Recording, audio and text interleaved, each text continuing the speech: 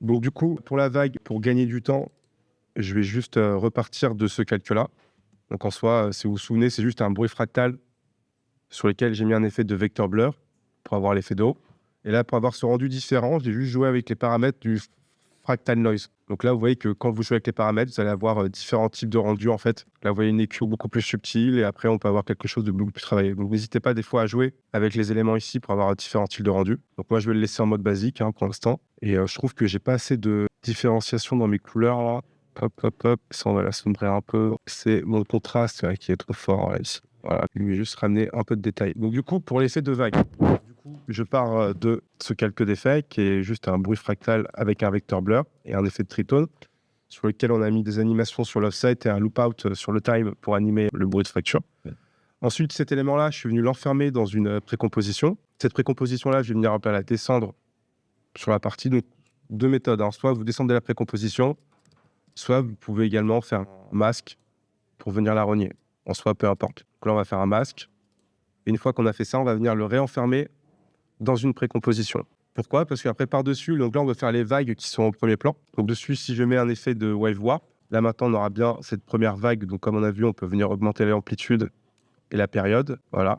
Et enfin, maintenant, pour avoir quelque chose de fixe, donc pour pas que ça bug en bas, on peut dire pinning sur le bottom edge. Comme ça, on a uniquement la vague qui vient s'animer au premier plan. Donc là, la hauteur est un peu forte, donc on va juste venir la diminuer. Ensuite, comme sur l'exemple, j'aimerais par exemple faire une écume qui est au premier plan pour venir, si ce n'est pas forcément obligatoire, mais pour pouvoir lire les différents niveaux de profondeur. Bon, du coup, je vais venir dupliquer ce calque haut et je vais venir faire un masque, encore cette fois-ci sur la partie supérieure. Donc là, quand je l'isole, vous voyez que j'ai bien récupéré que cette partie-là. Donc là, on a l'eau qui est en entier, telle quelle. Je l'ai dupliqué, j'ai fait un masque pour avoir que la partie supérieure. Sur la partie supérieure de mon eau, on va venir simplement mettre un effet de remplissage fil pour le remplir en blanc, pour faire l'écume.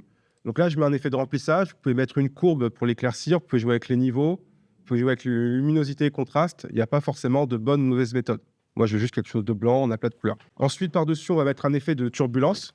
Donc, turbulence displace. Et comme on a vu, si on vient diminuer la size et augmenter la quantité, le amount, là, on a un noise qui apparaît. Et donc là, maintenant, si je resuperpose les deux, on a plus ou moins les cubes qui alignés aux deux. Donc là, maintenant, c'est juste la transition de cette écume vers ma mère qui est un peu brutale.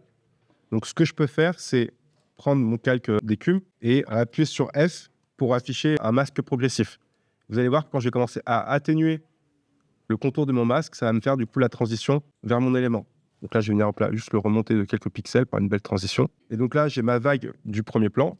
Donc là, peut-être, elle est encore un peu large. Donc rien ne vous empêche de prendre le masque et de l'affiner si vous le souhaitez. Voilà, comme ça. Tac, tac. Et également, pourquoi pas aussi de venir rejouer avec l'effet de turbulence si vous trouvez que c'est un peu fort. Soit vous voulez l'accentuer, etc. Donc là, je le mets juste en 1/2 pour gagner un peu de temps. Tac, tac. Et après, vous avez un monde parfait où on a le temps. On va refaire les autres effets qu'on a vu la dernière fois, c'est-à-dire rajouter une évolution sur l'écume, si on veut l'animer par-dessus. Donc là, on peut mettre une expression time multipliée par 200. Et après, on verra dans le cas de la vague, on va en plus animer du coup cette fois-ci le offset pour donner l'impression que du coup ces gouttes arrivent jusqu'à l'extrémité de la vague et commencent à tomber. Donc une fois qu'on a ça, on peut venir enfermer ça dans une précomposition. On va l'appeler premier plan. Voilà. Cet élément-là, je peux venir le dupliquer. Celui qui est en arrière-plan, simplement si je fais un simple décalage dans le temps, on aura du coup le creux entre les vagues qui va se remplir tout simplement. Là, vous voyez qu'on a première vague, deuxième vague. Voilà. Ensuite, maintenant, on va faire la vague qui est au milieu. Donc pour ça, je vais venir rentrer dans ma précomposition jusqu'à récupérer ma texture clean. D'accord? Je la duplique, je repasse dans la précomposition parent, et là, je vais venir la coller. Donc là, on a juste récupéré la texture.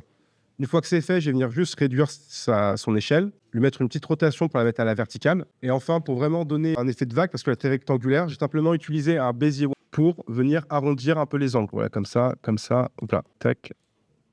Bézier warp. Et pour la bulge un peu, quoi. Bézier warp, s'il te plaît, pour vous voulez casser un peu la forme. Une fois que vous avez ça, donc là, je vous invite à le placer au centre de votre écran. Sa position n'est pas trop importante. On va venir l'enfermer dans une précomposition. Comme ça, on a juste un calque à plat qui va juste venir animer ma vague. D'accord? Et donc, du coup, pour animer la vague, tout va se passer avec un effet. Donc, l'effet, c'est tourbillon en français ou twirl en anglais. Et donc, l'effet twirl, en fait, tout simplement, il va vous générer un point d'émission. Donc, le twirl center. Donc, là, de base, il va être au centre de votre précomposition. Et quand vous allez jouer avec l'angle, vous voyez que ça va venir en faire une rotation. Donc simplement, si je mets ce centre d'émission sur le côté et que je lui mets une rotation, et que tout de suite, ça me fait la déformation de la vague. Donc après, vous pouvez jouer avec le radius. Donc ça, c'est la taille de l'intensité de votre élément pour mieux impacter la forme. Donc là, moi, peut-être ma vague est un peu trop grande. Donc rien ne m'empêche de rentrer dans la précomposition. Avec S, je réduis son échelle. Et on va la mettre voilà, comme ça. Comme ça, maintenant, vous voyez qu'on a quand même quelque chose qu'on peut mieux contrôler. Ensuite, maintenant, donc là, vous voyez qu'on a notre début de vague. Donc là, on peut encore la styliser. Pour ça, je vais lui mettre un effet de wave warp, comme pour l'ondulation des vagues. Sauf, vous voyez, avec le wave warp, on peut choisir le sens de cette ondulation. Donc, je vais le mettre à l'horizontale pour que ça monte, pour ajouter un peu plus de déformation, vous voyez, sur ma vague. Comme si, vous voyez, qu'elle était vraiment en mouvement, etc. Ensuite, on va rajouter l'écume sur la vague. Donc, pour ça, ça va être comme pour ce qu'on a fait au premier plan.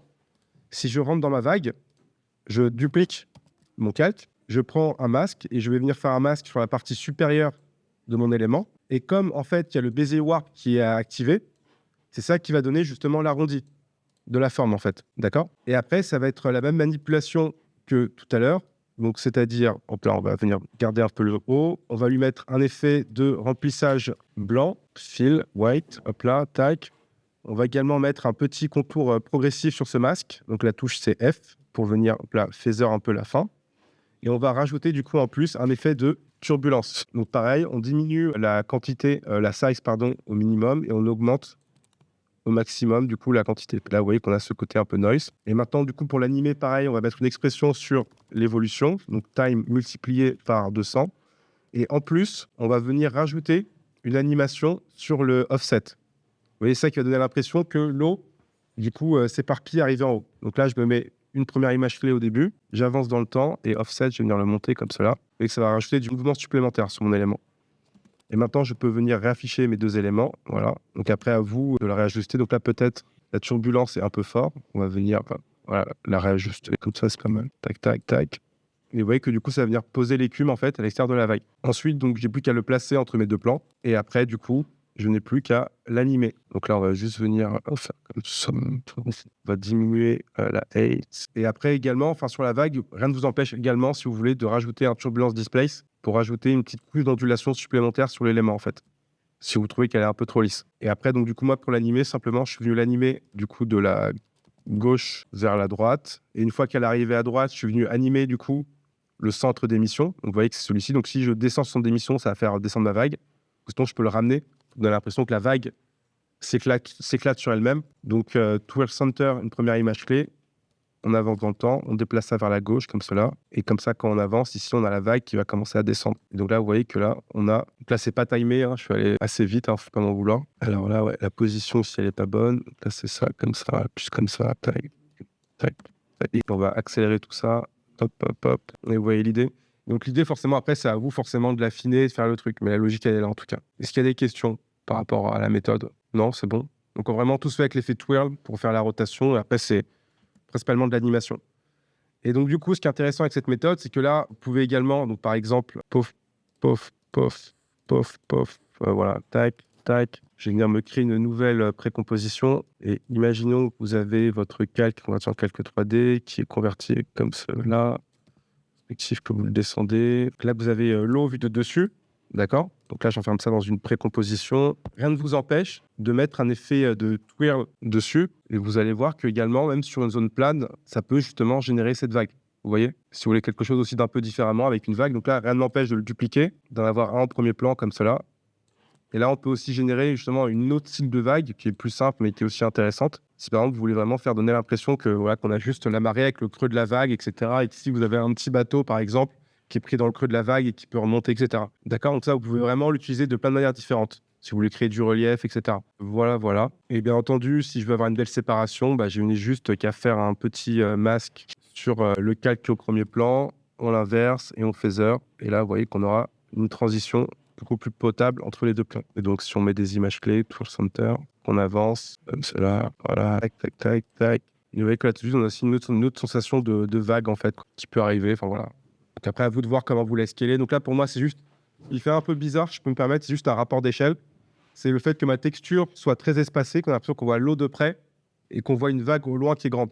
Donc là, ce qu'il faudrait simplement, c'est que je réduise l'échelle de mon bruit fractal pour avoir quelque chose d'un peu plus uniforme. Je sais pas, voilà. C'est juste ça qui me dérange. Enfin, est-ce qu'il y a des questions du coup? Non, c'est bon? Ok. L'effet de tourelle. Ensuite, il y avait du coup l'effet de couture.